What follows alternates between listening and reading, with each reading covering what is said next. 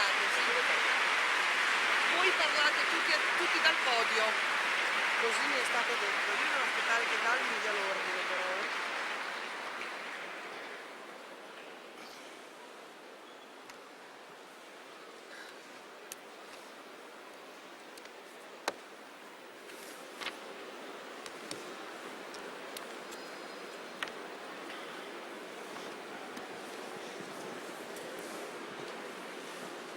Oh, va bene.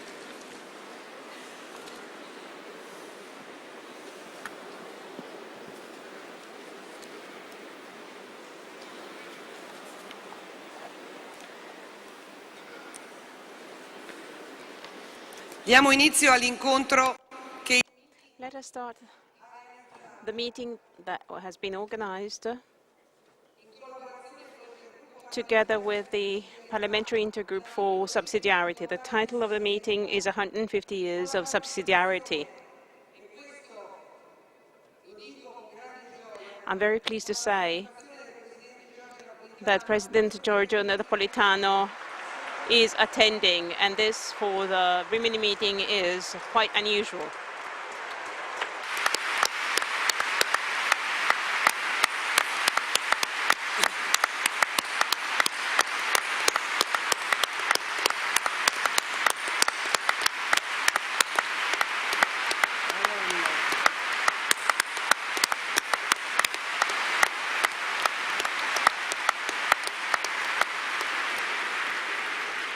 E con gli interventi di Giorgio Vittadini, Enrico, Letta, and Maurizio Lupi are going to take the floor.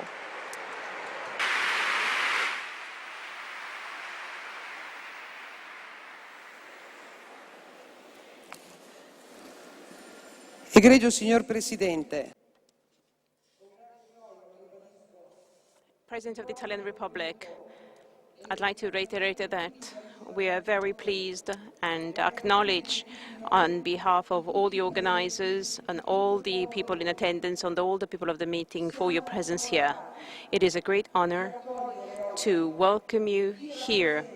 You represent, and not just as a symbol because of your high post, but you represented the unity of the Italian people, its need for cohesion, positive attitude, and freedom.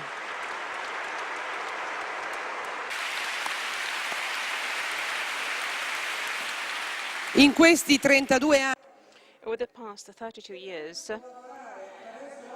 trying to contribute through the work of the meeting, trying to contribute the friendship amongst peoples, we've become ever more aware of the fact that it's only in a cultural, social, and political environment of true freedom, only then can we all express in an industrious way ourselves, our wishes, our culture and traditions.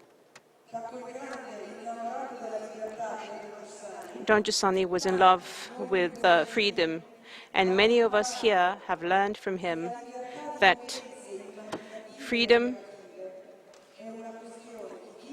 it's a matter of death and life for a civilization, and is also so for democracy.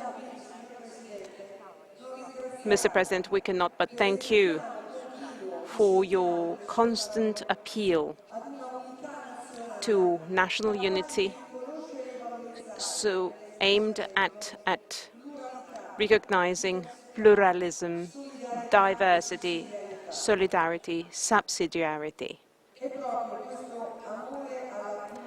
This love for a plurality of cultures, this love for the diversity of mankind is part and parcel of the very background of the meeting. This made us friends with all the people we've met, and this has led to establishing a network of relationship as the president of the confraternity of the congregation, Don Juan Carron, where everybody is helping his or her neighbor to express him or herself ever more strongly. The meeting devoted to the subject of certainty is kicking off today. The cultural, social, economic situation is marked by uncertainty, deep uncertainty indeed. But what is frightening us most is that there is a relative ideology prevailing whereby men should be deprived of the right to certainty, stating that reason would not achieve certainty concerning the knowledge of reality. What I believe we all expect from the next few days is to come across and meet people who are really going towards certainty, people who are frank and loyal to their desire, committed to their work, but attentive to the other people's destiny, trying to follow every spark of truth that has impacted our lives. This kind of mankind, Mr. President, is indeed what we all try and experience on an everyday basis in our daily lives, at our work, in our family, in our political environment. There are many of us wishing to listen to you. We are diverse for history, culture, belonging, past, background, as is in the culture of the meeting. And we could all express the different aspects of their experiences. Those of us who've been charmed and attracted by the meeting with Christ could state that this sense of belonging is based on the fact that it is in this very meeting that we experience an awakening and an accomplishment of that human requirement and need for justice, positive attitude that makes us feel fellows of all the rest of mankind. There are a number of desires that we all have to come to terms with despite the situation of our country, and we believe we should contribute to people's lives, fully aware that we represent a human resource for our country because of the social and public role that the Catholic Church that you referred to, Mr. President, in your memorable speech to the Parliament on March the 17th. Now, I wish to conclude expressing our acknowledgement and our sincere emotion for the honor you granted us coming here. Mr. President, we wish to give you a book and a painting that are very dear to us. The book is The Religious Sense of Don Giussani. The painting is a work by the American painter Julian Condon. We thought these signify what we are. We thought these were nice gifts, beautiful gifts, very much representing what we are, trying to embrace the sign of reality so as to grasp its mystery.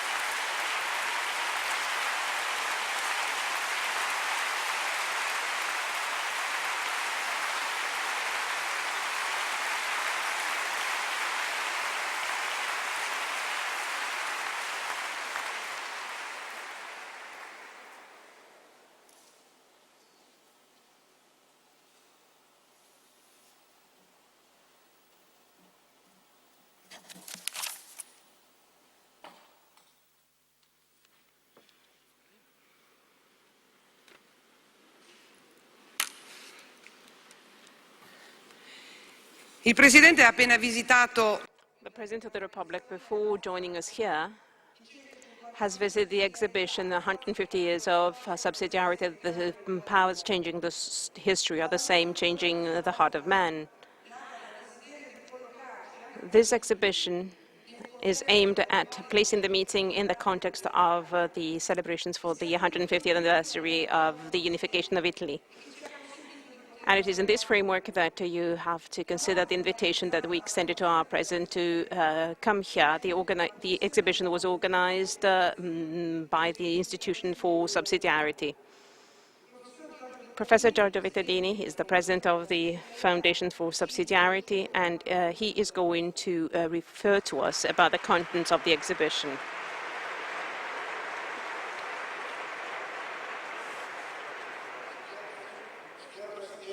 Mr. President, I wish to thank you again for being here. There's a question that I wish to ask on behalf of all of us.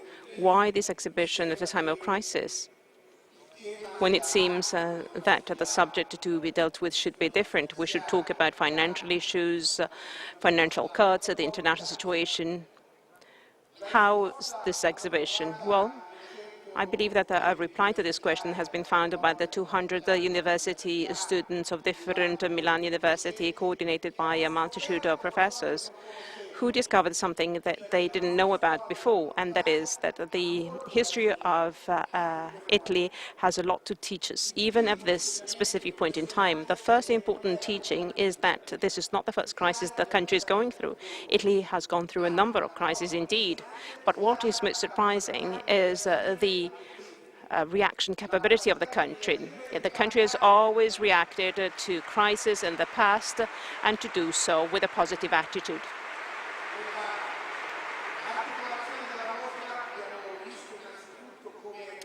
The exhibition has shown that just immediately after the unification of Italy, slowly but surely, the Catholic movement, lay movements, and others contributed altogether to the making of the country with a bottom-up approach, with a top-down, with a bottom-up approach, developing a whole set of institutions, banks, savings banks, different institutions, trying to combine the need for profit and of mutual help. Trade unions were established, as many other associations. So this basically led to a very diffuse economic situation with different enterprises. And this has led to a situation where Don Sturzo, for example, started with the municipalities, and in Caltagirone he has had many different people involved. So different actions contributed to the development of the country, with the birth also of the popular parties, the Popular Party and the Socialist Party. So in the second half of the exhibition, a difficult time is presented with the 600,000 dead, the Spanish flu. This People's Party developed, grew, and despite the fascist dictatorship that took off after the First World War, that made life difficult. Well, at the time of that dictatorship, a pluralistic society survived, so much so that the fascist dictatorship did not succeed in making the true fascist man, the true racist man, the man totally connected to the state. Indeed, the Catholic University was set up exactly at that point in time, and the 40th year in Letta was issued, and many other political men had to leave the country, started triggering different movements. Think about Gramsci, for example, leading to the rebirth of democracy. The exhibition showed also the time after the Second World War. The resistance would not have been possible without this people's movement. The help and support to the Jewish wouldn't have been possible without this attitude. This is why the third part of the exhibition, referring to the Constitution, becomes understandable, because at a time of opposition, of ideological opposition, there is a virtuous compromise that is arrived at, and is not imposed with a top-down approach, but that is arrived at with the bottom-up approach. And the Constitution was then written down, leaving to democratic life at a time when everything would lead us to thinking about division. Those were the years of the Cold War. Those were the years of the elections of 1948. We may very well understand that 13 years away from the destruction of the war, the economic boom took place at a time where divisions were much harsher than we know them today. There was a convergence aiming at progress and using the alliances, as was the case with the Marshall Plan, triggering also the development of SMEs that enabled Italy to grow, develop, arriving at wealth, with the strong alliances also being built with the large-size public enterprises. Think about Enel, the Autostrade, Società Autostrada. Well, that was very much the result of this cooperation with the people's movement. In the last part of the exhibition, the references made to the crisis, to the shift between then and now. How's that? That Italy found the strength to change, and when does Italy find itself in a crisis? Well, the idea of man always is one the pursuing desire. Now, referring to Giorgio, we should say that there's always a strong desire for beauty, and that is greater than what is human. This human desire is not just of educated men and pundits, but also people who worked, people who left their country to work, migrant workers. This desire remains undiminished because our heart is greater and greater, thus leading also to a capability of being realistic, to have no negative bias. Italy can change. If there's no possibility along one path, that path is changed. Thanks to the brightness of Enrico Mattei, the founder of Eni, Italy has become a country that, without having any raw materials, we may become a producing country all the same. So there's a category of possibility that is being born. Basically, we get to know by events, without biases, without being excessively pragmatic, but without following strong ideologies, being able to shift and change. Desire can therefore be guided and educated. Desire should be educated and guided not to be eaten up by power, but to be able to start afresh, time after time. The major risk that we see ahead of us is the reduction of this desire, i.e. people not believing in their hearts. Recently, Don Julian Carron, the president of the Fraternity of Communal Liberation, stated that the reconstruction of the human and society can only take place when you find a self that doesn't reduce the need for desire. When we follow desire, we can perceive mystery. So we should not reduce desire, thus arriving at the title of the meeting based on certainty. There's another sentence that Giorgio pronounced to a young man during 1968 at the Catholic University. This young man was saying everything is changed, and Giorgio said the powers that change history are the same that changed man. So we should look at our heart. We should always start afresh. We should always feel loyal, and we should talk about certainty, even at a time of crisis. Certainty is not the result of external circumstances. Certainty is the result of this man that is greater. So we can live with the people that are different from us. So this meeting is very much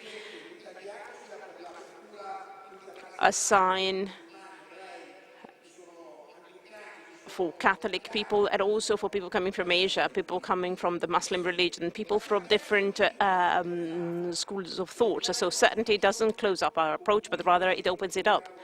Certainty is indeed what we want to lend an ear to. We want to contribute to your appeal to the unity of our country, a constructive unity, which is all important, and that is very much part and parcel of our past history.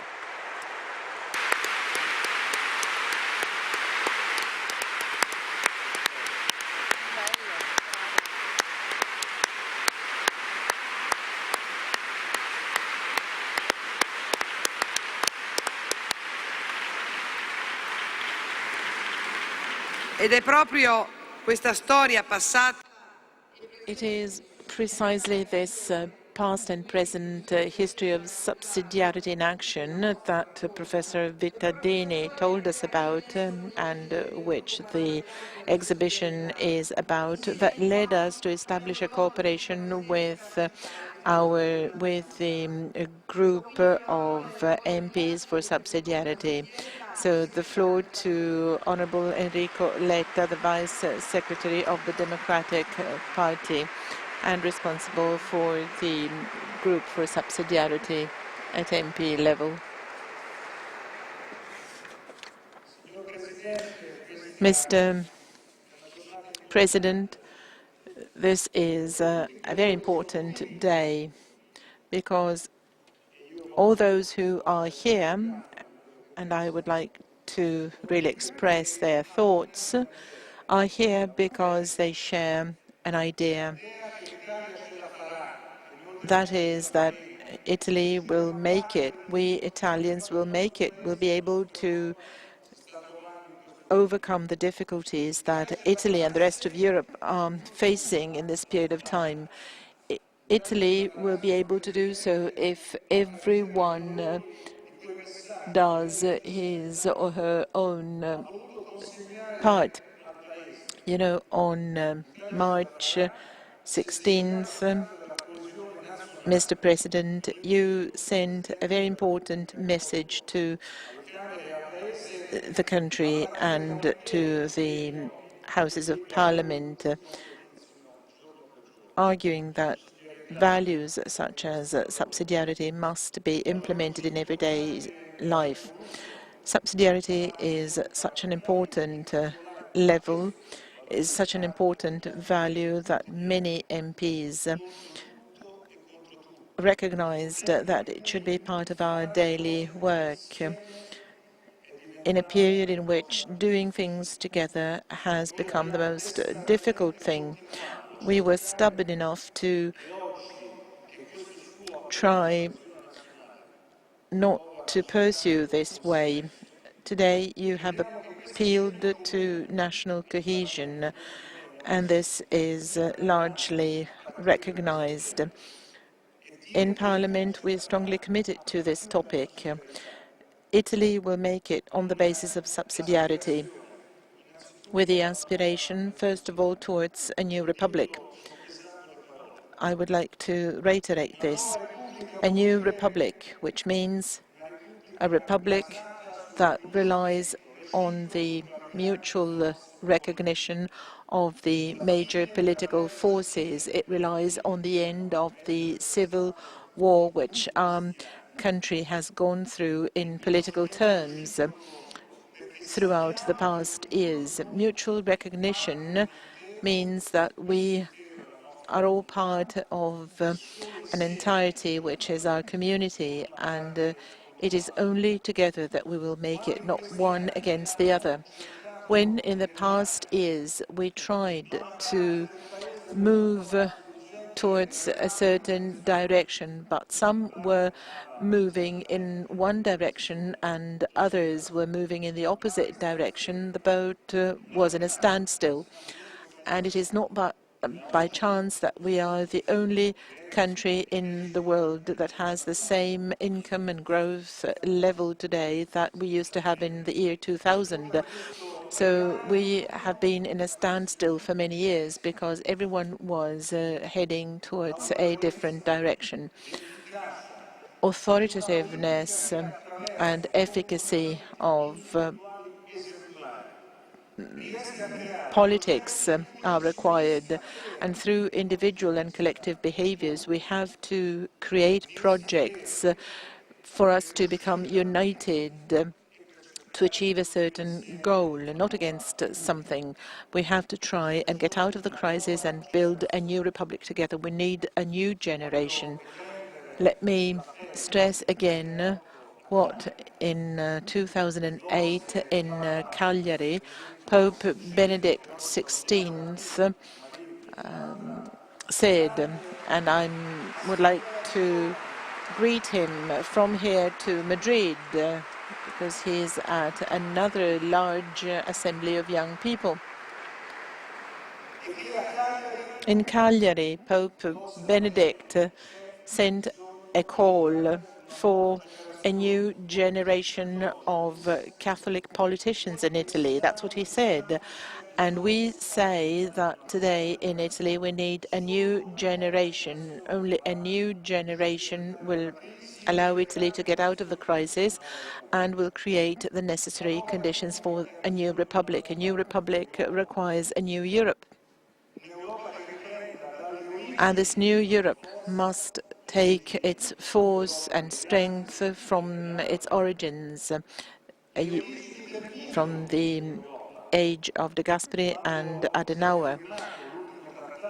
When the last treaty was signed in Rome, there was a big celebration in Rome, and the symbol was a Greek vase. Asteas, the painter from Paestum, it's the vase of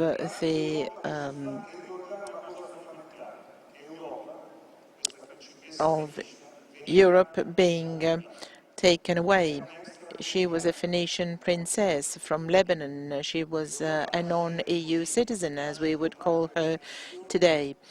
This was the origin of Europe, global by definition, inclusive and strong, but now Europe needs to be relaunched. We really have to become United States of Europe. We need a single economic policy. We need a president elected by all European citizens, and we feel Europe needs to feel proud.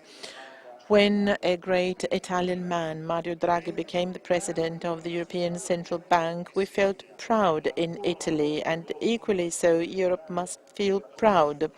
This event has marked the important role of Italy for the construction of a new Europe. And then we have to fight the crisis in a new spirit of national reconstruction, the reconstruction that Giorgio Vittadini was mentioning before, the after-war, the post-war reconstruction, the economic boom. We have to fight the crisis with a new national reconstruction. We have to rely on young people for this, because in those days it was young people that led to the resurgence of Italy. We have to rely on values of sobriety and correctness. People must pay taxes. Italian people must follow the rules and pay taxes, starting from the very nice value enshrined in the Caritas in Veritate encyclical. Wealth is created by labor. Think of the revolutionary value of this sentence. Instead, wealth that creates wealth has led to a crisis. It is labor that creates wealth. This is something we should remember when we reform the fiscal system, and we need such a reform. It must rely on this central and crucial value. It is labor that creates wealth. In the awareness, and here I'm back to an analysis that was rather interesting. It's an analysis by a young scholar of Cattolica University, Professor Rosina.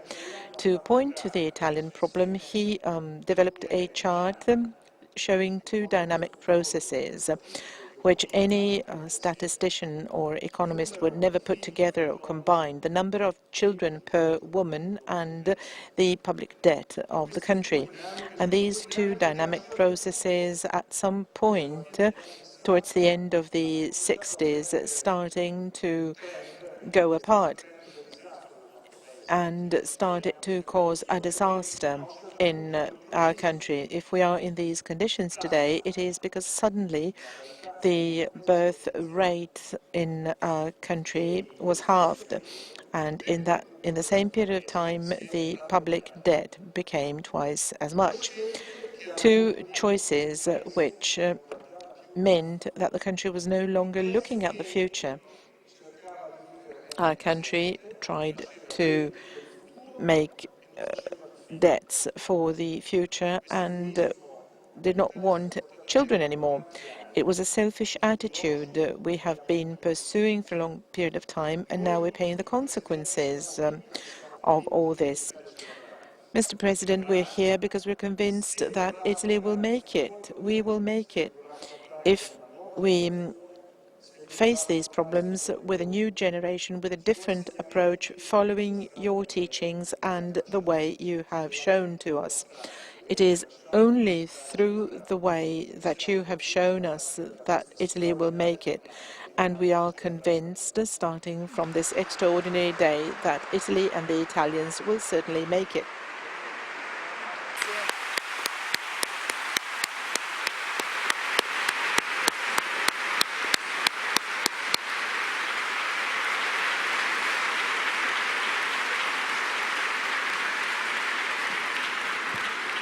Interviene ora anch'egli in rappresentanza dell'Intergruppo.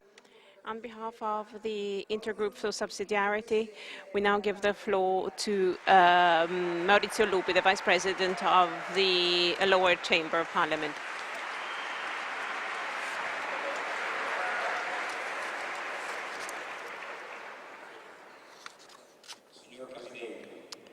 Mr. President, thank you very much. I'd like to thank you most wholeheartedly to be here. Thank you for accepting the invitation from the meeting. Thank you for accepting the invitation of the Parliamentary Intergroup for Subsidiarity. There are many MPs here at the meeting. They have come to listen to you and greet you. Together with you, we visited the exhibition for the 150th anniversary of the unification of Italy. As Professor Vittadini just said, and Enrico Letta, I was very much impressed by the video that was shown. Images sometimes are worth more than images and thoughts. Those were the images of the Italy just out of the war, defeated, with an industrial production that had came to a halt with minus 40% of energy potential. Between 1938 and 47, prices had increased 50 times. 1/4 of industrial production was achieved compared to that before the war. Well, started very much from that reality. Italy, as we've seen in the video, has become the seventh power worldwide. What is this teaching us? What is the lesson that we have to draw as representative of the institutions? We have an important responsibility, that of guiding the country away from this crisis. Mr. President, you reminded us of something very important when you addressed the Parliament on March 17th. I'd like to quote a part of your speech. Others have recalled other parts of your speech. I'd like to quote the President. I've moved myself. I'm sorry. I'm a bit emotional. Please apologize. The memory of events that led to the birth of the unitarian national state and the reflection on the long process could be useful in understanding the difficult time Italy is going through at the moment. You say these memories can become precious in the difficult stage.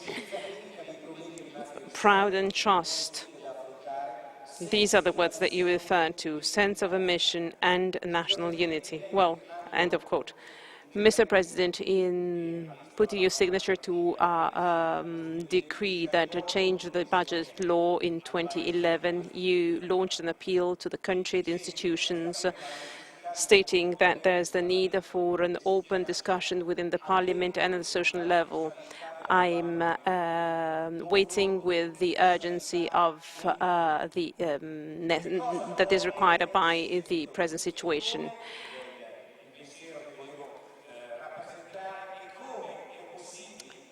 How can we learn a lesson from 150 years of unity? How can we react so that this appeal is actually taken up and accepted? The past 150 years of our history has told us that a political institutional decision is not enough.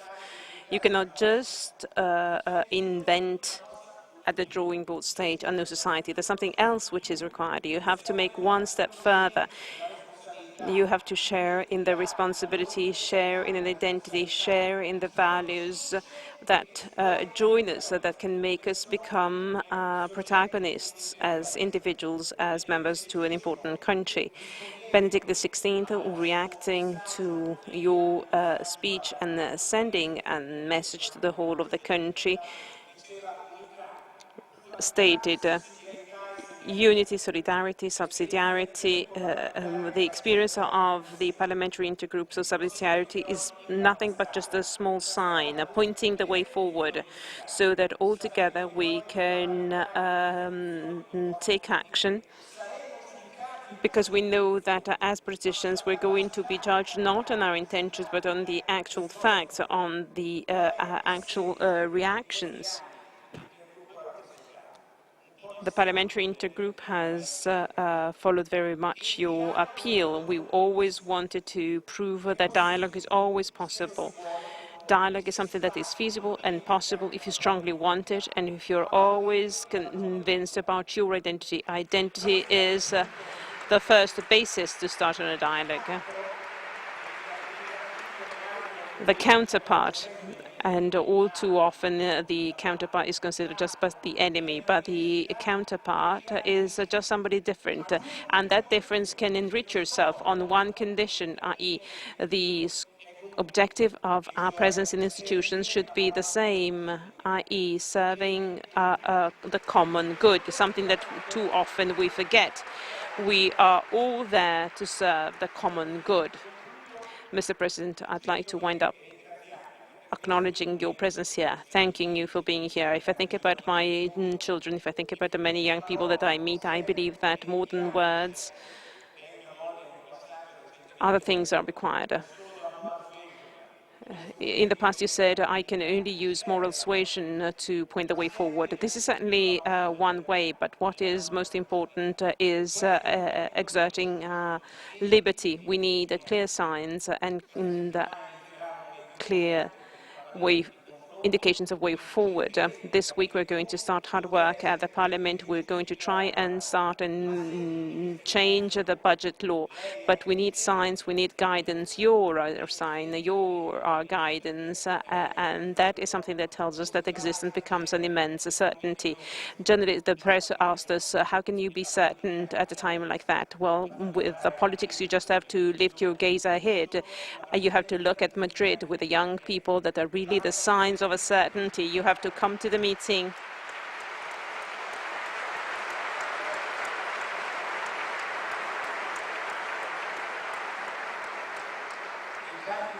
And meet the very numerous young people who contributed to the organization of the exhibition, to the meeting. We should all take up our responsibility, do our share to serve the common good, because Italy is a great country.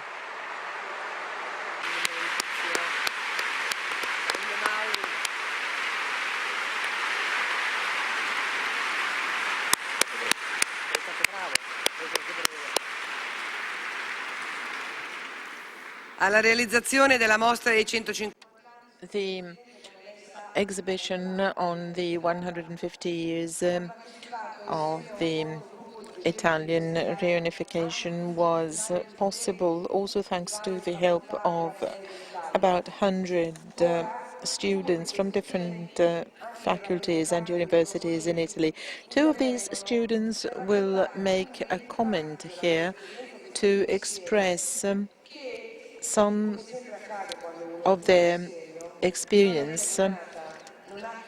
Well, this experience is not over yet because the study is a serious one and now poses new questions. The students will introduce themselves, Enrico Figini and Eleonora Bonizzato.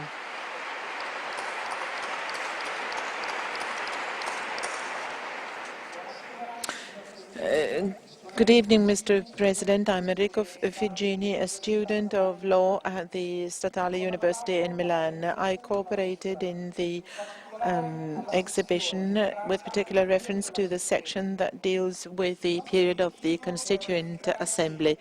Our goal was to verify whether also during that delicate historical moment, in the words and political options of the Constituent Fathers, a common or shared experience emerged, capable of founding a peaceful cohabitation and allowing Italy to get out of the massacre of the Second World War, or whether it was just a contingent political exchange.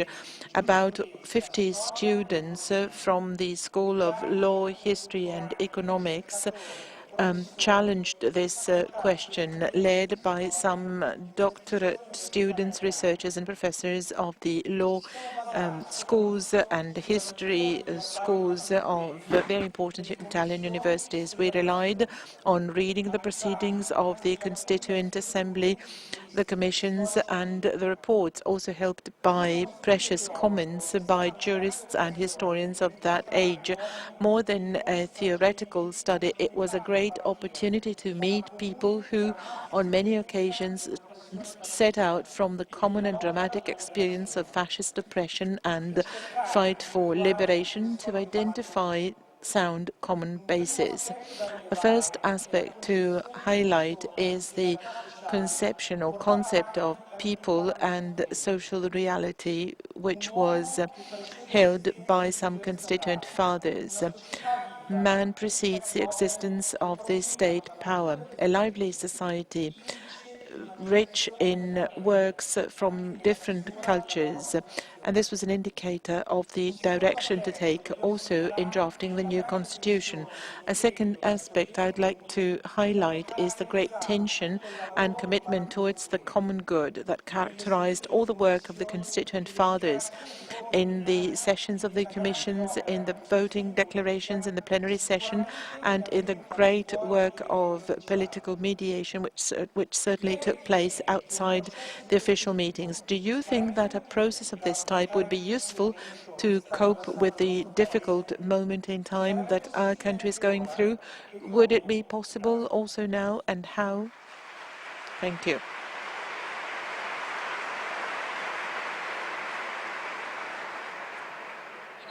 Good evening, Mr. President. My name is Eleonora Bonizzato, and I'm about to start the third year of humanities at the Cattolica University.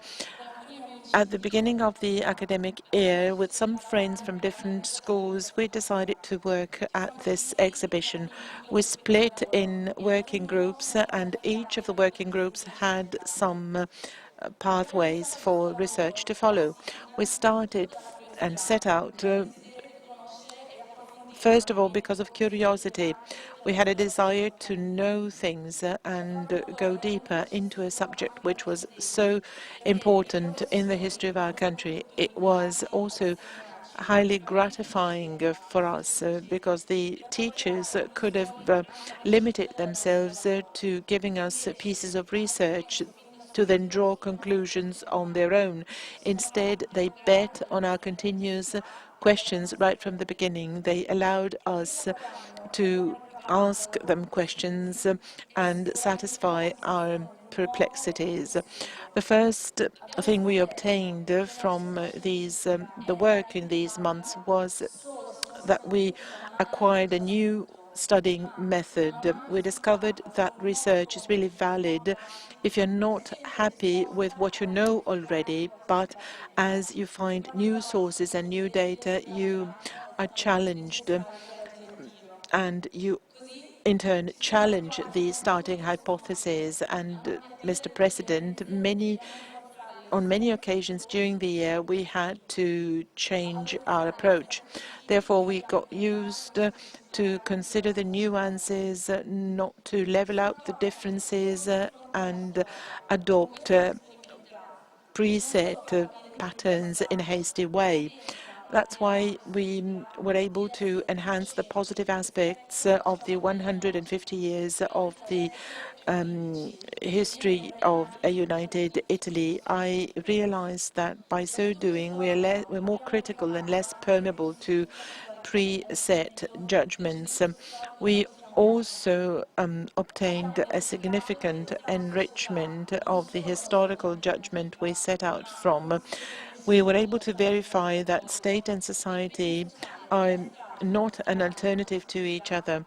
As is clear from the history of the Catholic world, the social commitment was the way to strengthen the consciousness of new citizenship. I'll ask you this question, Mr. President. The exhibition allowed us to fall even more in love with our country and its history. Faced with a history of ideals that we are facing at the moment, what is the certainty we can start from? And with reference to the principle of subsidiarity that you mentioned on March 17th, how can subsidiarity offer a decisive contribution? Thank you.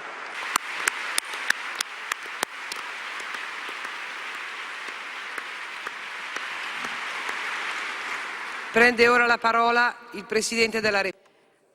And now we're pleased to give the floor to the President of the Republic.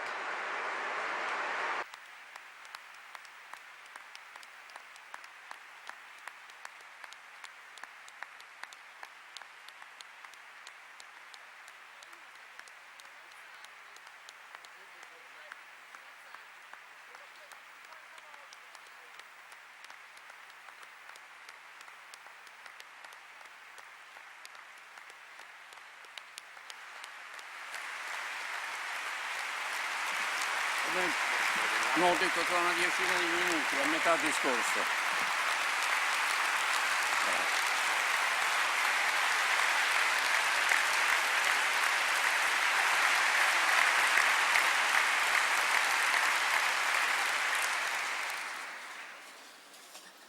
Professoressa Guarnieri. Professor Guarnieri, President Vittadini, members of Parliament, authorities, dear friends, dear young people. This wonderful meeting is very much in line with the traditional and peculiar legacy of the meeting in Rimini, and this is an opportunity to add to the national debate and contribute to national debate. Indeed, over the past few weeks, for as long as the time when the death in Italy has been triggering a crash on the market, we are very much in anxiety of the day to come. We are trying to find urgent replies to our questions. We feel the strong need to react. This is something that we cannot run away from, but we cannot find a way out unless we go to the past and we gaze and we turn our gaze to the future. And I would like to thank you for inviting us to do so.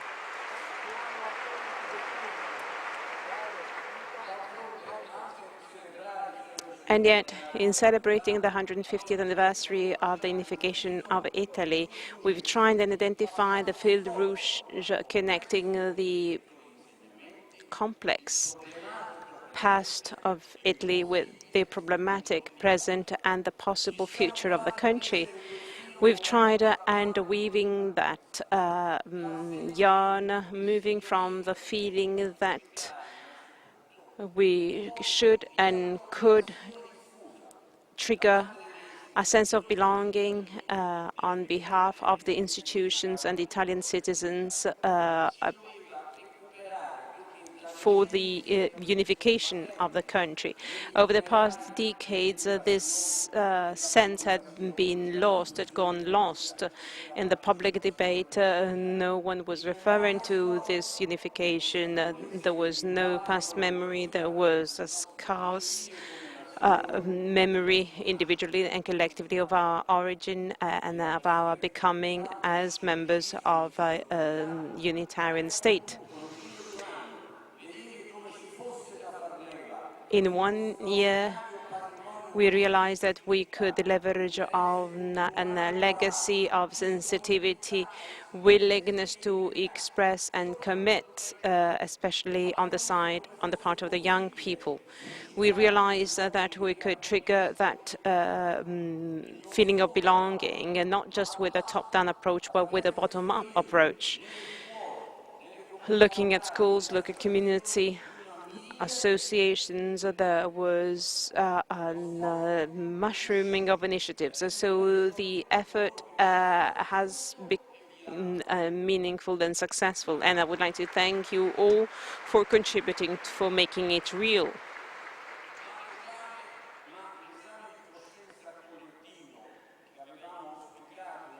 We've had invited all to analyze our past actions and sins, and we could not just focus on the labors of the making of the unified country. Indeed, we aimed at analyzing not just the unification of Italy, but all what happened between 1861 and 2011. And in the speech of March 17th, we indeed pointed out to the objective of this, as MP Lupi just reminded us. No special emphasis has been attached to the need for proud and a positive attitude. So despite the ups and downs, despite the tragic deviations that have been paid very dearly, and despite the very harsh and difficult recoveries, we've insisted importantly on the trials that have been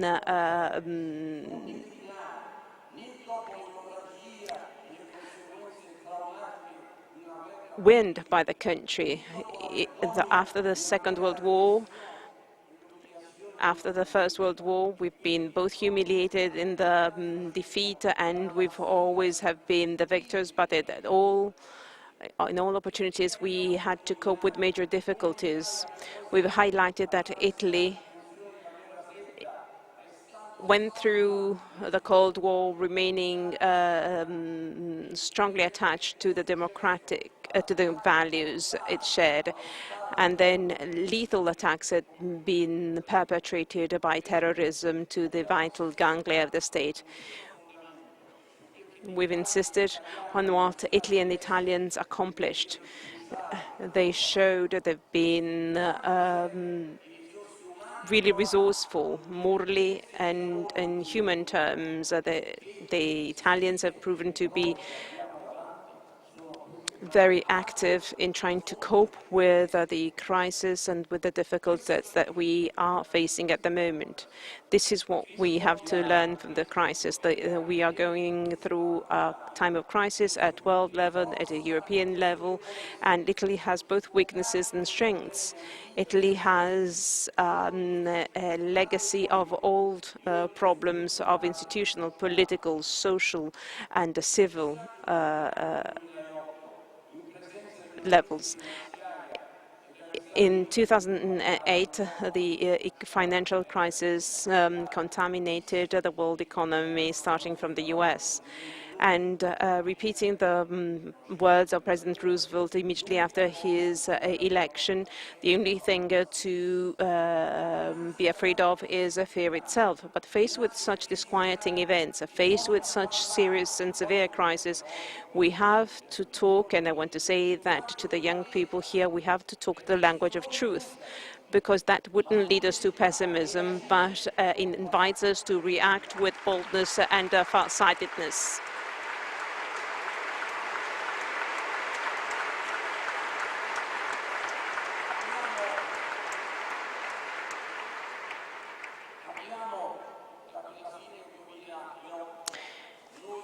At the end of 2008, here in Italy, we've learned the language of truth, or actually, this is a question: have we learned the language of truth?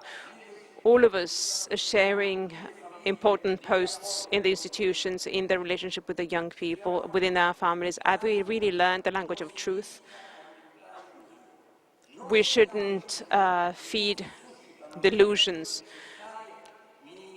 We shouldn't just play down the critical situation we're going through. We should look at the situation with brightness and boldness. We have to be bold.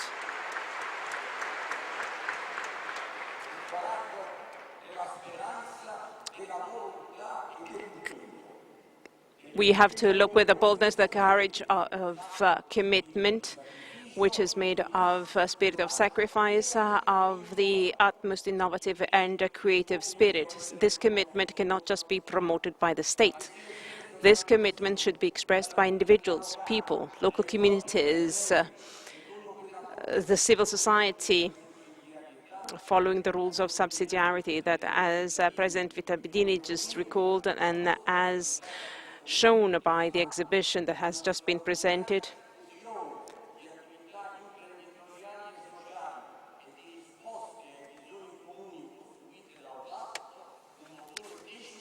made the SMEs an important driving engine for the economy of our country.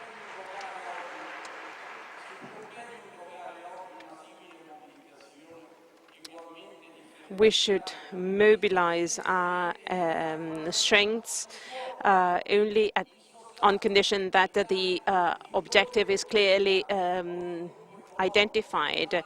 We have to attach the importance to recovery in a situation of financial stability. We shouldn't run the risk of losing grounds in the global competition. We shouldn't stultify energies that are clearly identified in the country. We shouldn't leave young people and people's requirements and hopes forgotten. We have to take into consideration all the hopes. And there are elements in our past history, in the whole history of the Republic, that we should think about. These are the elements that we should always consider. There are issues that have been solved for a number of years, problems that were connected to dramatic changes in the world picture. At a time when within the Parliament we try and debate about other proposals, we should not adopt a short-sighted attitude. On the one hand, the situation hasn't been actually considered as severe as it is. The ruling class, the majority of the countries has always tried and declare the honesty of their work rather than looking at the situation as it was. All the efforts has been devoted to this objective. The opposition, on the other hand, has always considered that it is because of the government failures that the country is in such situation.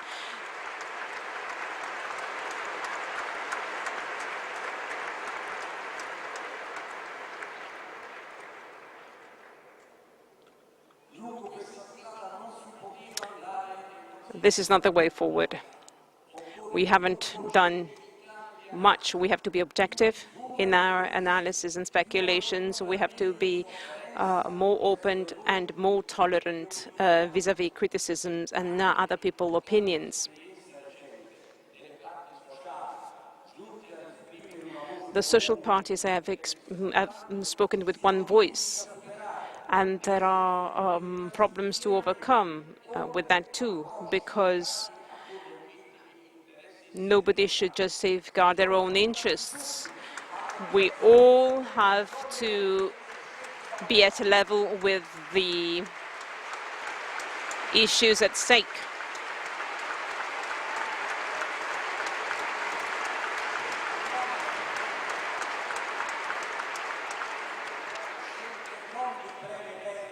What we need are not short-term policies, but rather medium-long-term strategies.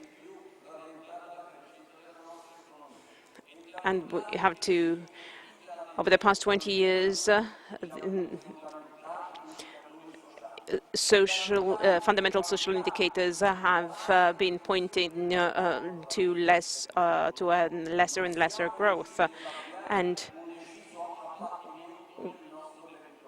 we haven't reduced our public debt. Growth is slowed down, is at a time of stagnation. The competitiveness of our economy in the globalized world that has been completely changed in its equilibria have been badly hit by the stagnation or decrease in productivity.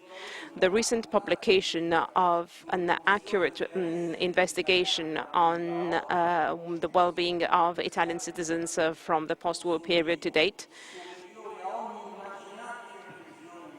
points out to an important leap forward that has been achieved by economy and by the national society at large immediately after the unification, especially because of the acceleration that's been brought about in the 30 years immediately after the Second World War.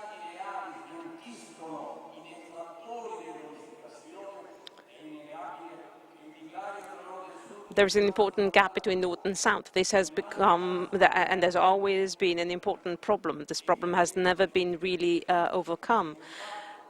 And it's also a fact that over the past 2 decades, there is increasing difference in the redistribution of wealth after an age-long process toward that objective. So what is mandatory at the moment is an important U-turn, so as to relaunch the recovery of the whole country, North and South together. And we want to have a fairer distribution of wealth. Growth should be inspired by a new vision of progress. That has been the object of speculation for years. Not only do we have to consider the importance of GDP, GDP can certainly not be replaced with a measurement of happiness, and yet other factors should come into play. In measuring the well-being of people, quantitative aspects as income and life expectancy are certainly important, but together with them, other issues should be included, as, for example, subjective conditions and qualitative aspects of the human conditions. These are things that are to be considered. These are things that are to always be involved when you think that young generations, or those that are already here and those that are to come, will be able to cope with the situation in Italy and Europe, will be able to progress with reference to the previous generations, as was the case in the past.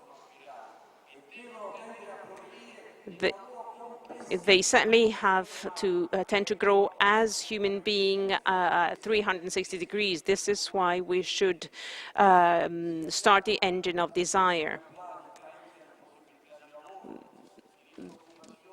There's widespread unemployment at the moment. A lot of young people are excluded by the working opportunities. So we have certainly to trigger productive growth, to invest heavily on training and research. We need measures to include young people in the labor market. But what we should aim at is a more thorough progress vision in the long term. And certainly you are at a level with that challenge.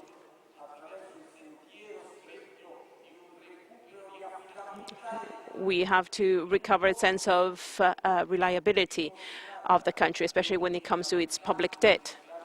Not only do we have to fall to the ransom of other countries, we have to rely on ourselves and to be honest once and for all. I've said in the past, I'd like to reiterate that leaving public debt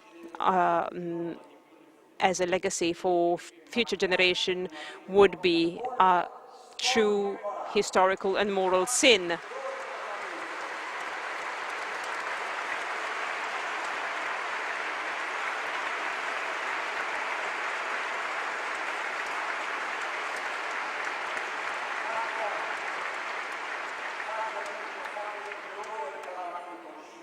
The Parliament should make the adequate choices, should start an open dialogue, and should do so with fairness, looking at the feasibility of its plans.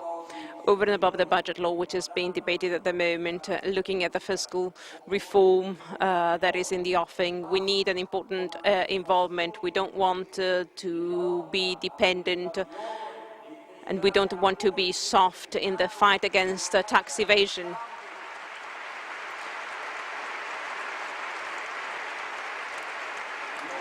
Italy is still top of the list when it comes to tax evasion. Too little results have been obtained in the fight against tax evasion. This is something that has become totally intolerable. We have to hit tax evasion as effectively as possible. Italy is called upon to recover its reliability, not just when it comes to public debt, but also when it comes to the culture and stability of finance. Italy should also be able to grow. Italy, as a great European country, should do so to counter the slowdown of the world economy, to counter also the fear of recession. Given the situation, that Italy should to speak up and table proposals within the EU. The EU, indeed, is too much guided by individual countries.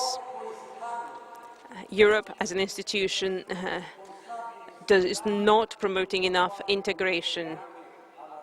With integration, Europe should aim at a global governance so as to mitigate the reactions of the financial markets. What we need is a U-turn to relaunch growth and the role of Italy. To achieve that, we need reforms.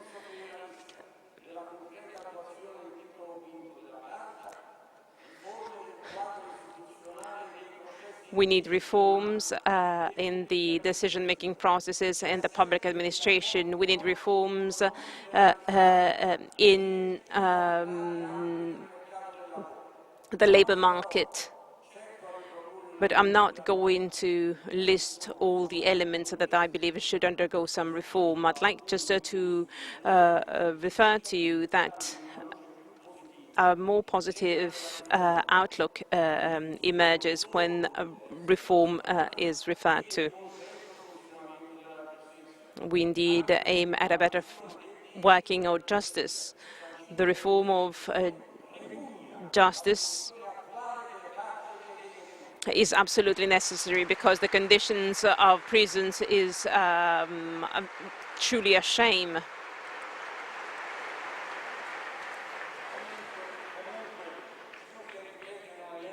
But rather than going through this list of objectives, I wish to answer the question that was raised. Is it possible to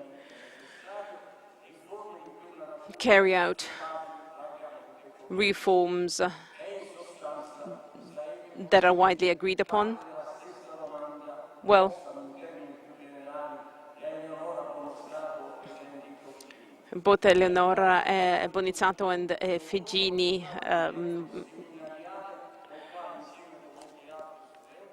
issued the same question. I'd like to tell them that they have adopted a seminarial approach in the way they organize the exhibition, and they tackle this as a team effort. Probably the subject of the Constitution has not studied enough in our schools. Is it possible that we can obtain that tension, that strong commitment to the common good that we experienced in the past, that Italy has experienced in the past with the when the Constitution was written? Well, the condition that we are going through at the moment, can it trigger energies for the reconstruction of our country morally and under other perspectives? Certainly the situation now is completely different from the one that we went through after fascism. History is never repeating itself, but the history that we've gone through in 150 years of unity at the best opportunities when we reacted after important, after being hit. That is part of the DNA. The DNA of the nation hasn't gone lost. It is with us.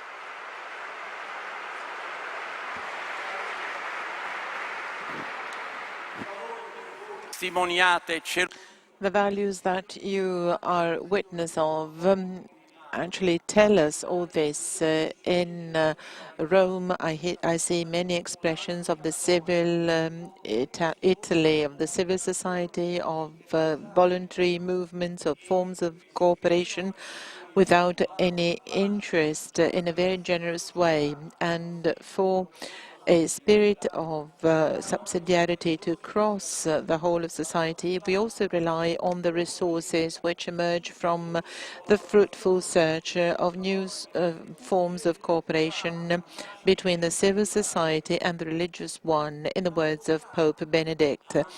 But the unreplaceable contribution of politics and the state, will it make it possible to overcome the critical aspects and strictures which afflict Italy at the moment? There are moments in which you can be desperate, but I don't think the political world is so impermeable to the events and the stimulations which arise from inside and outside the country.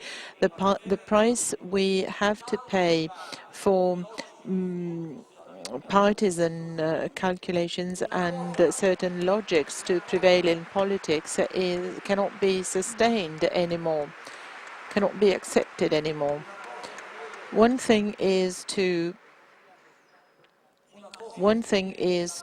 believe in the democracy of alternation, and one thing is allow it to degenerate in a sterile fashion from the point of view of the common national interest. We should also reflect on what is happening in a great country which was the historical place of the democracy of alternation, capable of facing the responsibilities of a world leader role. In the US, we see that in this critical moment, the partisan spirit is becoming more radical, and the opposition of certain parties is causing damage to Italy, to the US and the rest of the world. In the name of friendship among peoples, this should be avoided. Think of the Horn of Africa, which is a case that you have always supported here at the meeting. In Italy, we have to favor detente and dialogue, as expressed by Mr. Lupi and Letta from the Parliamentary Group for Subsidiarity. But we have to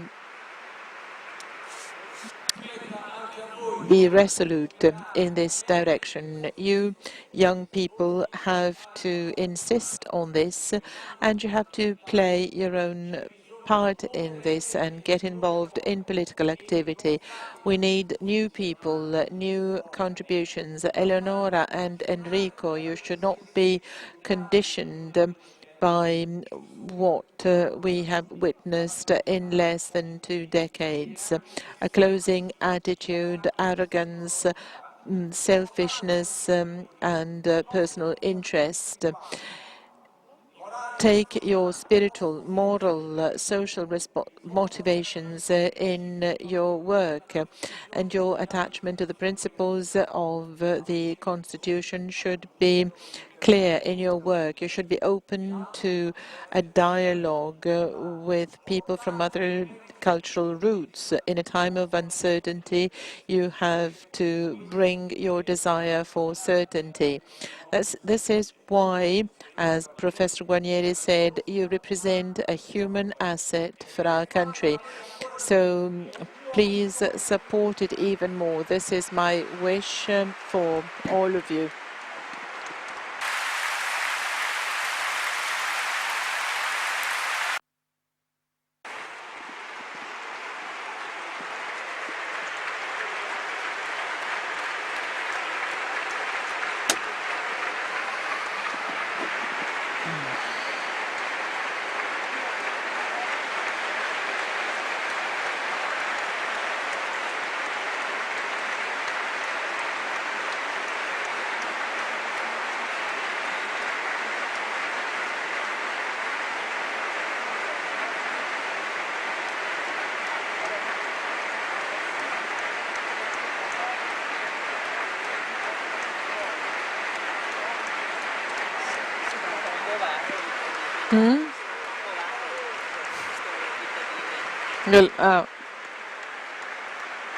Vabbè, ce l'ha sempre avuto,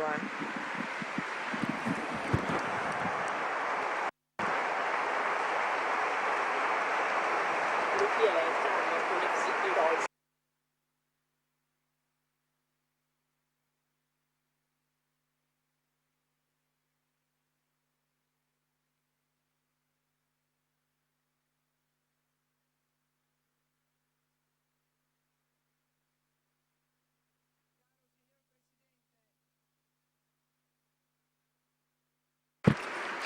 Dear Mr. President, just to comment this applause, which I think is an immense way of thanking you for what you said and for this day with you.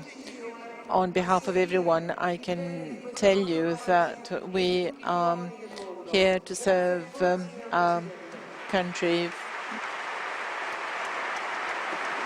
Thank you again, Mr. President.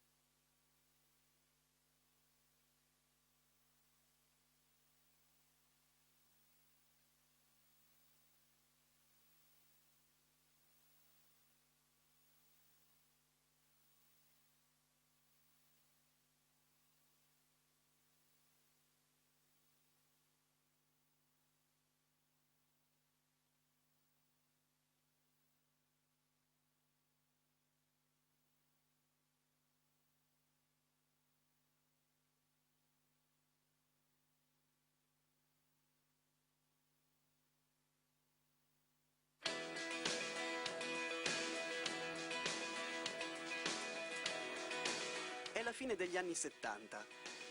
Tra alcuni amici che condividono l'esperienza cristiana, nasce il desiderio di incontrare